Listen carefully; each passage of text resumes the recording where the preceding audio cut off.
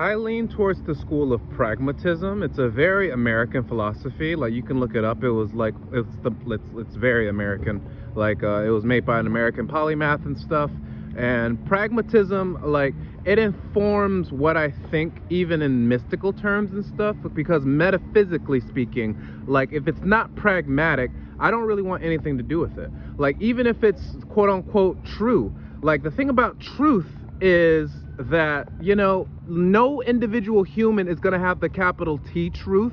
Like, even if they did have it, they couldn't express it in a way that's communicable. And even if they could communicate it, other people wouldn't be able to understand the capital T truth. So capital T truth is just not pragmatic.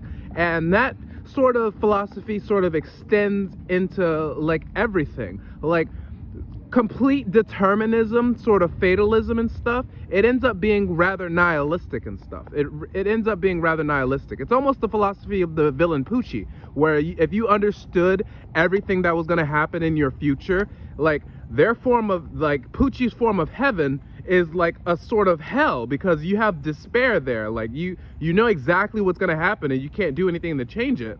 So it's not pragmatic, it's not practical, it's not something that I would want to invest in philosophically. And that's why I believe in free will. I'm a compatibilist. I don't think that we have the free will to, like, disobey the laws of physics, but I think that there's emergent qualities of consciousness at a high enough complexity level that you have degrees of freedom that are essentially unbounded. Like, it's arbitrarily large. Like, I love the word arbitrary in my dialectic because it makes things, like, you can expand it as long as you want and stuff. Like, your ability to communicate becomes arbitrarily large with respect to your vocabulary. And the amount of vocabulary you have is arbitrarily large. Like, we're obviously limited by our biology, but in a practical sense, it's essentially infinite. Like, it's what's known as a digital infinity. Like, you can look that up on Wikipedia too.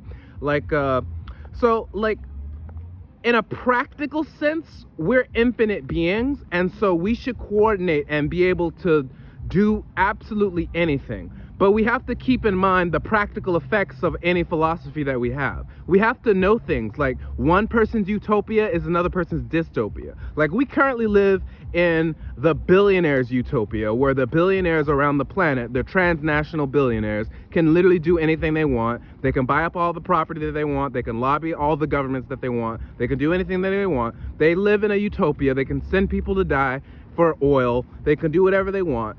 But, you know, we have infinite ability, so we should be able to communicate with each other, and we should be able to organize and make a productive life. Like, this is our final stand. Like, humanity will die of civilization if we don't do something.